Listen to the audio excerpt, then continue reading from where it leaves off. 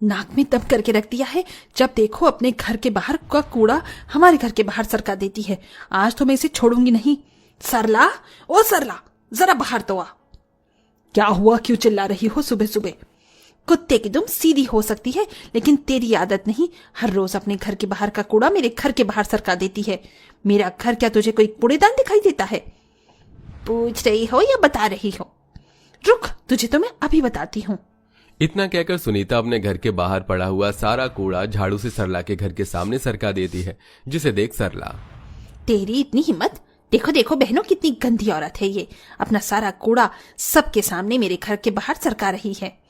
ये कूड़ा मेरा नहीं है, तेरा है, समझी? क्यों, इस कूड़े पर क्या मेरा नाम लिखा हुआ है? नाम तो नहीं, लेकिन तेरी शक्ल जरूर मिल रही है इस कूड़े से।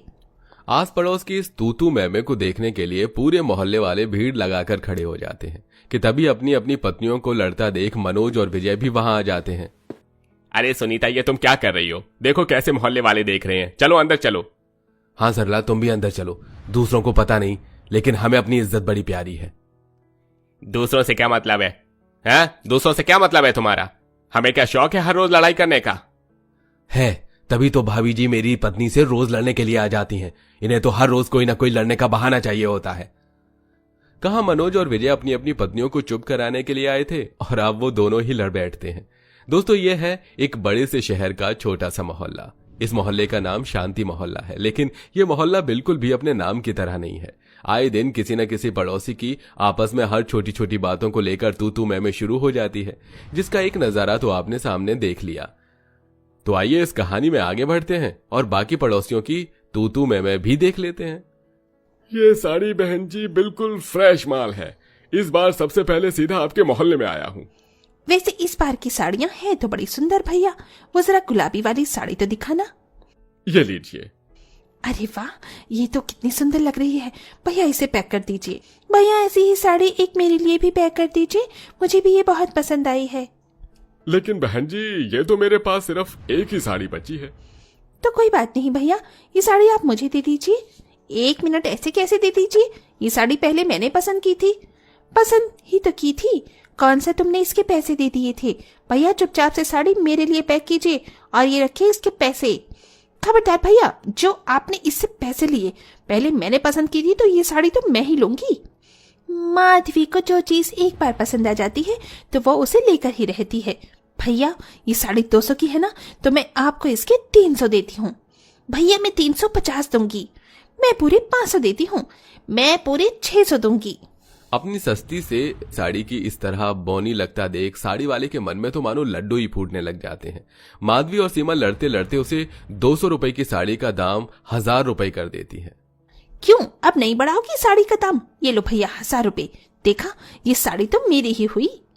सीमा उस 200 रुपए की साड़ी को 1000 रुपए में खरीद काफी ज्यादा खुश होती है, जिसे देख माधवी सीमा पर हंसने लगती है।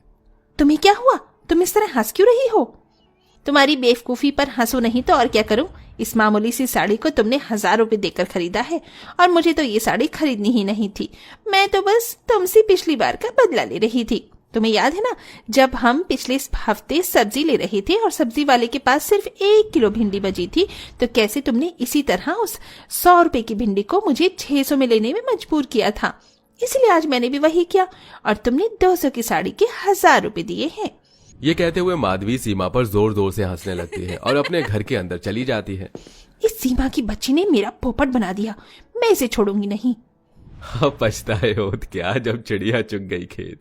समय गुजरता है और इसी तरह हर दिन इस शांति मोहल्ले में किसी न किसी की इसी तरह तू मैं होती रहती है। ऐसे ही एक दिन, आशु तू आउट हो गया है, चुपचाप से अपनी बाजी दे वरना तू हमारे साथ नहीं खेलेगा। अरे मैं कहाँ आउट हुआ हूँ, तुम लोग झूठ कह रहे हो, मैं आउट नहीं हूँ। आशु तू झूठ बोल रहा है, तू हमेशा ही ऐसा करता है। अपनी बाजी के टाइम आज के बाद तुम्हारे साथ नहीं खेलेगा। इतना कहकर राजू आशु को धक्का दे देता है, जिससे आशु जमीन पर गिर जाता है और जोर जोर से रोने लगता है। आशु के रोने की आवाज को सुनकर आशु की माँ सुनीता भागती हुई आशु के पास आती है। आशु बेटा, क्या हुआ मेरे बच्चे को? तुम लोग देखकर नहीं खेल सकते क्या? सीमा ओ सीमा, अपने इस लाडले को समझा ले, वरना किसी दिन मेरे हाथों से पिट जाएगा। मैं भी देखती हूँ तू कैसे मेरे बेटे को हाथ लगाती है। हाथ ना तोड़ दूं मैं तेरे। हाथ तो मैं तेरे बेटे की तोड़ूंगी। इसकी हिम्मत कैसे हुई मेरे बेटे को धक्का देने की। एक बार फिर दोनों पड़ोसन सीमा और सुनीता अपने दोनों बच्चों की वजह से लड़ने लगती हैं। लेकिन जिन बच्चों के लिए दोनों मां लड़ रही थीं, वो बच्चे तो दोबारा से एक साथ खेलने लगते हैं, लेकिन उनकी लड़ाई बंद नहीं होती और ऐसे ही समय गुजरता रहता है। राम राम राम राम, मैंने कहा था तुझे कि मीट मच्छी खाने वाले को किराए पर मत रख, लेकिन तूने मेरी एक नहीं सुनी। रोज इसके घर के अंदर मीट मच्छी बनने की वजह से सारी बदबू हमारे घर में आती है। आज तो मैं इसे छोड़ूंगी नहीं। कौशल्या गुस्से से उठती है और जाकर गली में खड़े होकर अपने ऊपर वाली फ्लोर पर रह रही माधवी को चिल्ला चिल्ला कर बुलाने लगती है। माधुरी, ओ माधवी, जल्दी से नीचे आ। क्या हुआ आंटी जी? मैं भी खाना बना रही हूँ। खाना गया भाड़ में, तू जल्दी नीचे आ।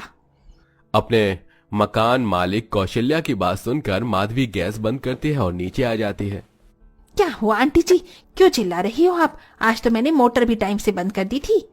तुझे मैंने घर देने के समय ही कह दिया था कि जब तक तू मेरे इस घर में है तू मीट मच्छी नहीं बनाएगी। तो तेरी हिम्मत कैसे हुई मीट मच्छी बनाने की? आप कह तो ऐसे रही हो जैसे इस पूरे मोहल्ले में एक मैं ही खाती हूँ मीट मच्छी। अरे आपका बेटा भी मीट मच्छी खाता है, घर में ही वो बड़ा पुजारी बनता है, लेकिन मैंने खुद उसको बिरयानी की दुकान पर देखा था।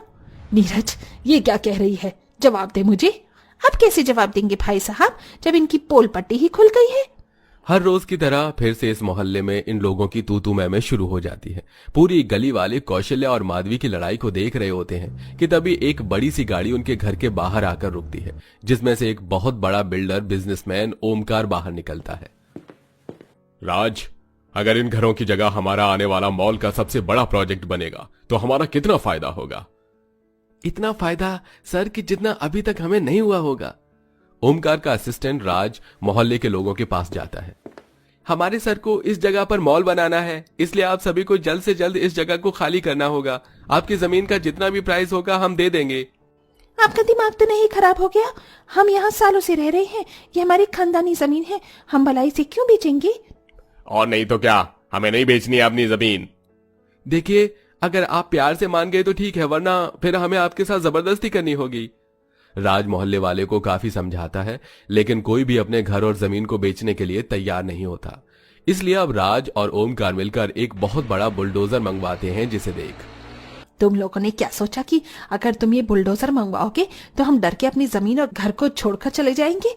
अगर ये बुलडोजर चलेगा तो हमारी लाश पर से होकर चलेगा। हिम्मत है तो चलाओ इस बुलडोजर को। सभी मोहल्ले वाले अपने अपने घरों से डंडे लाठी आसपास पड़े पत्थरों को लेकर खड़े हो जाते हैं, जिसे देख बुलडोजर चलाने वाला ही डर के भाग जाता है। वहीं ओमकार और राज की हालत भी ये सब देखकर खराब होने लगती है। तुमने तो कहा था कि ये लोग आपस में आसानी से मान जाएंगे, लेकिन ये तो हमें ही मारने के लिए आ रहे हैं। सर, मॉल तो फिर भी कभी बन जाएगा, लेकिन फिलहाल हमें अपनी जान बचानी होगी। ओमकार और राज जल्दी से गाड़ी में बैठते हैं और वहां से रफू चक्कर हो जाते हैं, जिसे देख सारे मोहल्ले वाले काफी खुश होते हैं। हम भले ही हर रोज आपस में कितनी भी लड़ाई तू मैं कर लें, लेकिन जब कोई मुसीबत की बात आएगी तो हम सबको यूं ही एक साथ खड़े होकर उस मुसीबत का सामना करना होगा।